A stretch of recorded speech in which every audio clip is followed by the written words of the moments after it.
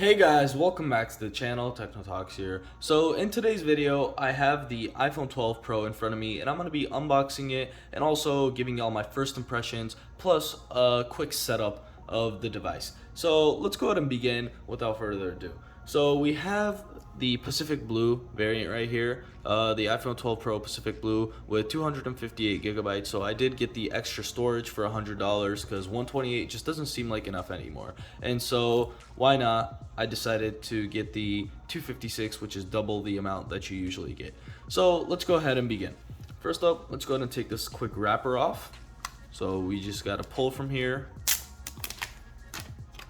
and then just pull this off, and let's go ahead and throw that to the side. And we are greeted by the box. So the box looks pretty similar to every other Apple box that you get, and it's actually a really nice design. They have like this, they have the design of the iPhone right here, the front portion, and it's also like lifted off from the box so you can actually feel the sides, which is really nice, and I've liked it. I believe they've implemented this since like the iPhone 6s. These sides have the iPhone logo right here, and then we also have the Apple logo right there. And then the back just has the information like I showed y'all. So as I said, mine is the iPhone 12 Pro Pacific Blue 256. So it's pretty nice. And now we can go ahead and take the top off. So let's go ahead and take this off. Boom. And we are greeted with the iPhone 12 Pro right away. As you can see, the iPhone 12 Pro right here in Pacific Blue in all its beauty and glory. And it's also a matte finish. So before I talk about the phone, I'd also like to talk about the stuff inside the box. So I'm going to go ahead and put this to the side real quick. So what we have in the box is very similar to the iPhone 12 that I had unboxed, and there's basically nothing inside of it. We get this Lightning to USB-C to Lightning cable, and you don't get a charging brick. So if you don't have one, you're out of luck. You got to go ahead and purchase one. I'd recommend buying Anker's Nano, and I will leave a link down below for that as well if y'all want to pick it up. But you can go ahead and just search it up on the Apple website. Just search up their 20-watt adapter, and you'll be able to get Apples if you want. But with Anker, it's a lot smaller, as the name suggests, and it's a lot better. I already made an unboxing video to that, and so if you want to check it out, I'll leave a link down below for that as well. So inside of this right here, I believe we have our stickers and our SIM ejection tool, plus something else right here. I guess this is like a setup guide and some safety stuff. We get one sticker. So not two anymore, we only get one, and then we have our SIM ejection tool, which I'll go ahead and put back into here because I don't need these right now. If I can manage to put them back. Boom. Okay, so that's about it for the box. If you haven't been able to tell, Apple did make their boxes smaller, and the reason for that is because they took out the charging brick, which basically took up a lot of the space because it was a little thicker. So now that we're done with that, let's go ahead and bring back the iPhone right here. So right here in all of its beauty, we have the iPhone 12 Pro in Pacific Blue, which looks really nice so far. Personally, I do like the 12's colors more, but since this is a matte finish, this is better in the when you're holding it in your hand. So I'd actually recommend getting this one right here. But if you like the colors on the iPhone 12 series like I do instead of the 12 Pro, I'd go for the 12 because they just have better looking colors, though a lot shinier. And if you want something like that, if you want something more colorful, then go ahead and get that. So let's move that to the side real quick and check out the phone now. So in the front display, as you can see, we have this little sticker, which I will go ahead and pull off. Boom. Put that to the side as well, and we can see our beautiful iPhone right here. So the sides on the 12 Pro are going to be stainless steel, and they are also shiny, so they're not matte, unlike the iPhone 12, which they are matte on the sides.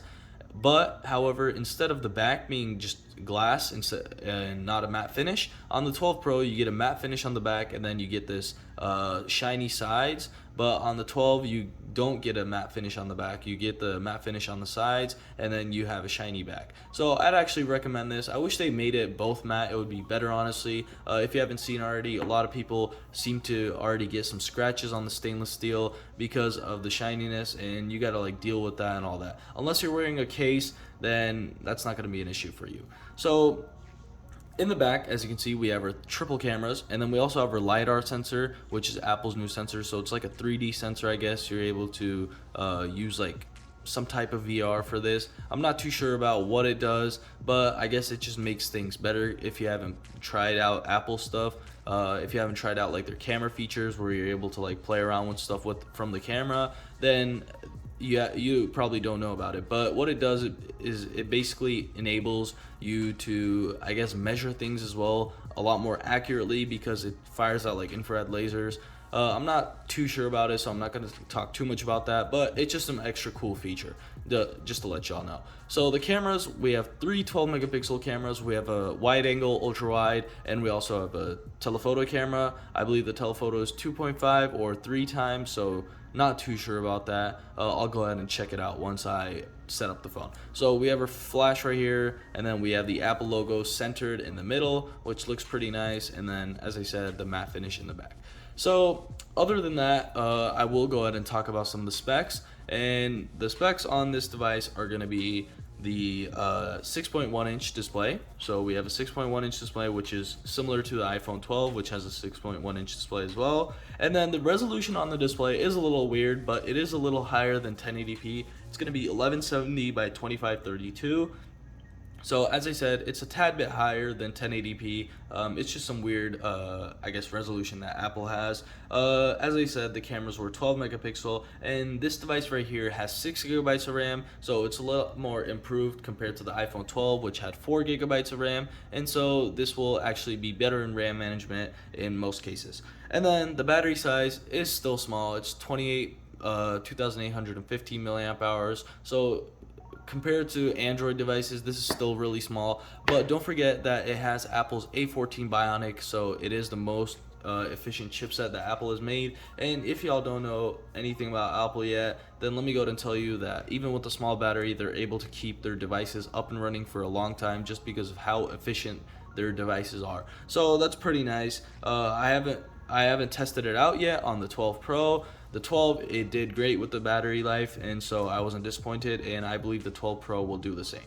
So now that I'm done talking about all the specs on this device, I'd like to go ahead and set this up and just go over some of the things on the phone. So once I get it set up, I'll get back to y'all, and so I'll be back in a jiff. So I finally got the phone set up. It took a little while because there was like the iOS 14.5.1 update and stuff, so that took some time. And then I also had to get it set up, and unfortunately I forgot my Apple ID password, so I had to change that as well. So now that we're done with all that, let's go ahead and check the phone up. So I already had a backup for my iPhone 12, and so I went ahead and just put that onto there. As you can see, all my apps are getting downloaded right now, and so I won't have to deal with any app downloading, which is really nice to know. So first impressions of the device, it's pretty good overall. I'm really enjoying it so far, and I believe it will give a similar experience like the iPhone 12 did. Always doing what you want it to do and never having any issues with it, and having a reliable smartphone overall. I believe that this will be a smartphone like that as well, because it should be better than the iPhone 12 anyways, and so I believe I'll like it a lot more than the iPhone 12. The only thing I haven't really liked is that I thought this cloud blue might look a little better, but I feel like the iPhone 12 colors are a little more vibrant and they just look better overall. I honestly don't like this. Even they should have just made it matte, but not like this dark and like dim all the colors. I thought the cloud blue would look a little bluer, I guess, but I guess it doesn't. I guess it's okay overall because I will be putting a case on it, but that is one of the disclaimers that I wanted to add into there. I just don't like that. It's a little too dark for me. I'd rather have a lot more vibrant colors like the iPhone 12. So that's probably going to wrap it up for this video. I'll probably have like a follow-up video after around a week, just like I do with all other smartphones that I unbox.